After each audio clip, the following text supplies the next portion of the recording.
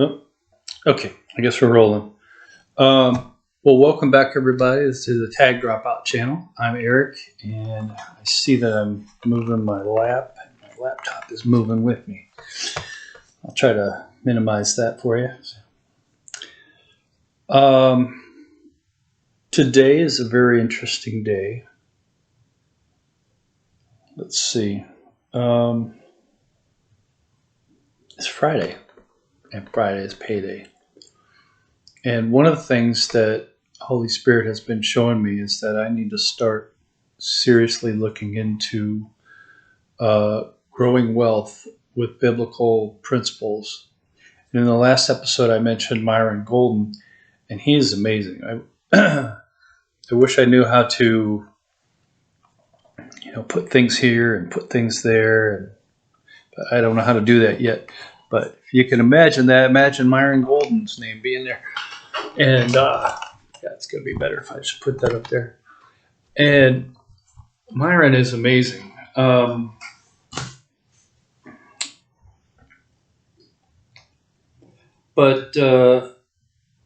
I've actually been studying, business and finance and success and stuff like that for a long time.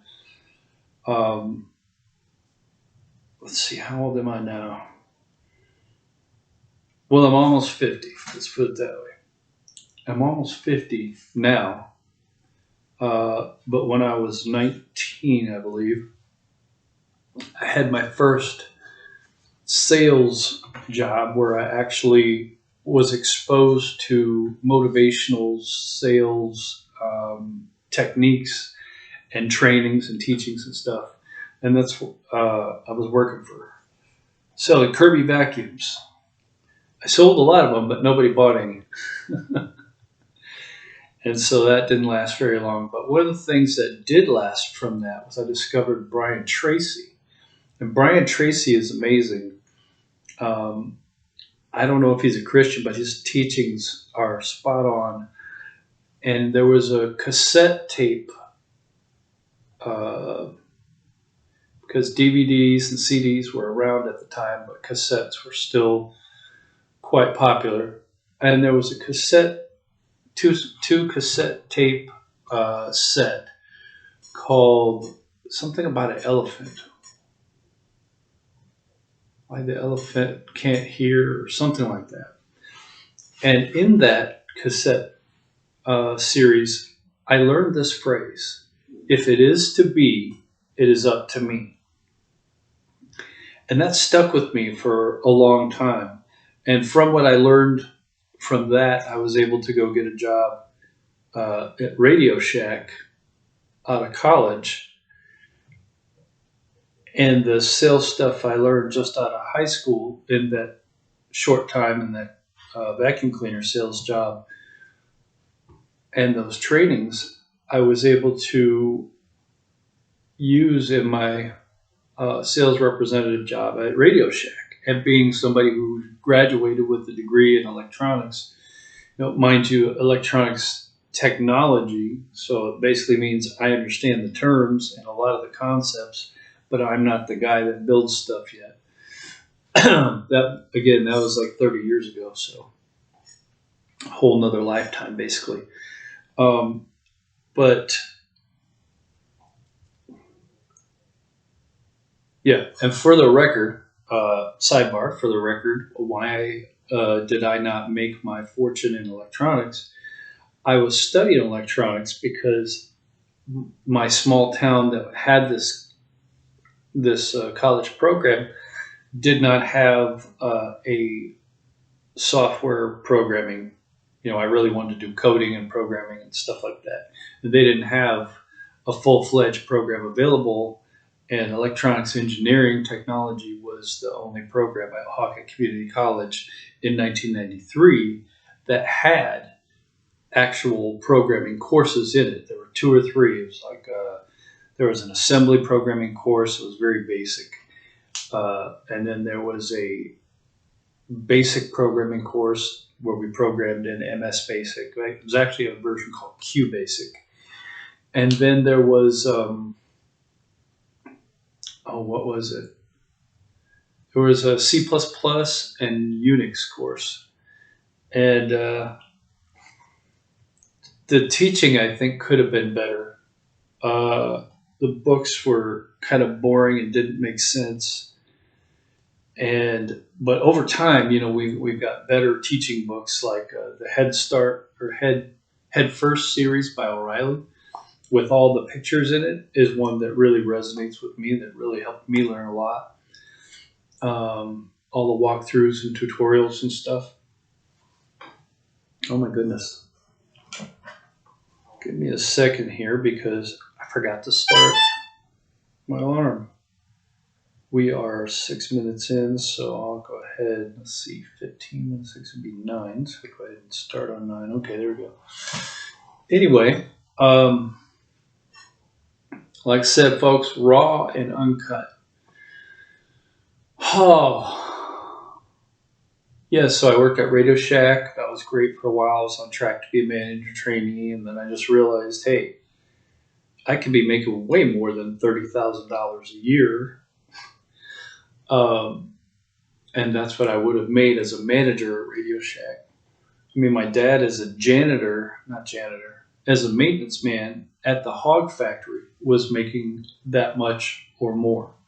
So I left that, and I ended up working at Mattel Interactive, which was my first actual software industry job. And while I was there, I learned support over the phone. I learned how to support Windows software, etc. And that was a good gig. But due to some internal issues with corporate at the highest levels and reorganizing, they got rid of our whole division. It was Carly Fiorina was the CEO at the time. So I suppose she was behind that. But it's weird. I've ended up working at a lot of companies that are just about to go out of business or just about to restructure without knowing it, without doing that on purpose. That's interesting when I think about it. I never realized that till just now. Or I realized it a long time ago, but I re-realized it just now. I forgot about it for a while. So anyway, this is day 7 of Carnivore, and things are going great. I have no cravings for ice cream or milk or cheese or anything like that. I'm doing just meats and butter, meat, beef, eggs, butter, and other meats. I'm doing shrimp and fish, stuff like that. And I may eventually get to a point where I'm just eating red meat, but this is my phasing into it right now. And day 7 feels great. I've tried the element stuff, and a lot of people are out there, hawking it on their health YouTube channels, and it tastes great.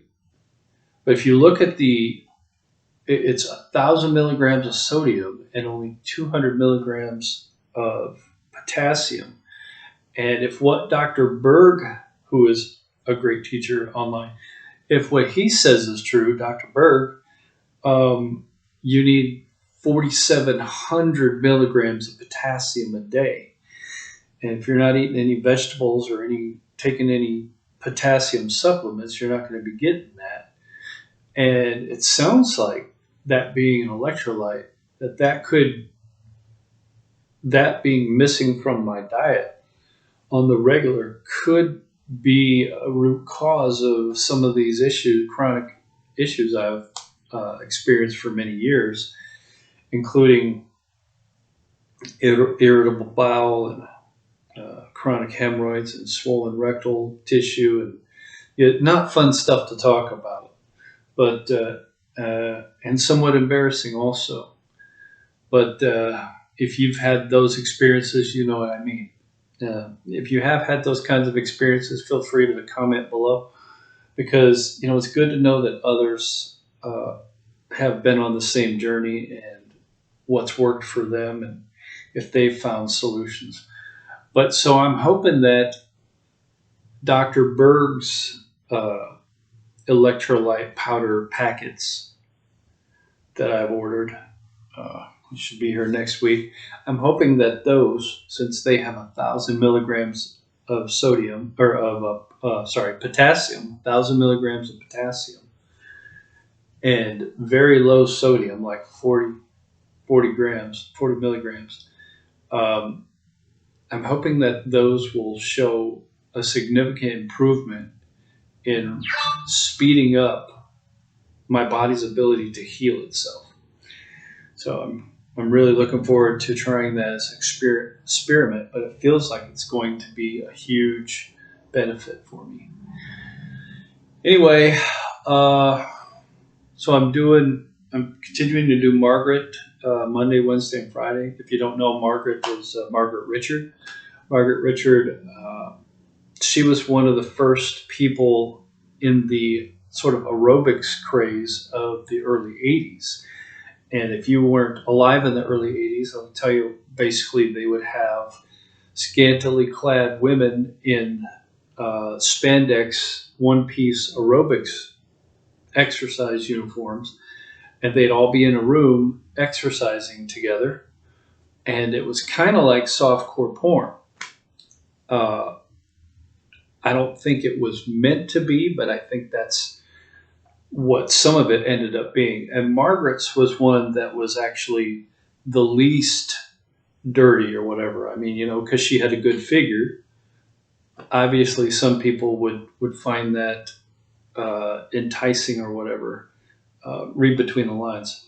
But the exercises that she was teaching was actually backed in science and proof. And so my wife's got this video DVD series she bought probably 15, 20 years ago. And at that time, Margaret was in her 60s. Let's think about that. So she, in her 60s, looking great and showing how to do these different exercises and stuff, and doing them so quickly. I actually injured my own self trying to do the exercises with Margaret. And she'll say, oh, if you can't do it at this level, go ahead and slow down or use lighter weight or do whatever you need to do that works for you. And I'm like, I was a bodybuilder. I used to be able to do all this stuff, but I hadn't realized how much my body had deteriorated due to malabsorption issues in the gut and eating a very bad diet that just exacerbated issues. And so one of the things that's my favorite was ice cream. And when we just started this a week ago, like I said, this is day 7 of us being on carnivore diet. I said, babe, I got to dump all this ice cream. We had just gone out 2 days before, sort of to celebrate, and bought 4 gallons of ice cream. And they're like $9 a piece, Bluebell, the best. And I said, we got to get rid of all this stuff. We got to get rid of this temptation, because if you have temptation around, it's going to tempt you. And so there will come a time when I can have ice cream in the house and not be tempted. And I don't know, maybe sooner than later, because I'm really not feeling that hungry. I've been eating scrambled eggs and Kerrygold butter and just little bits of meat here and there. And I've been feeling great. Well, I guess that's enough for today. Again, I thank you for joining me on the Tag Dropout channel.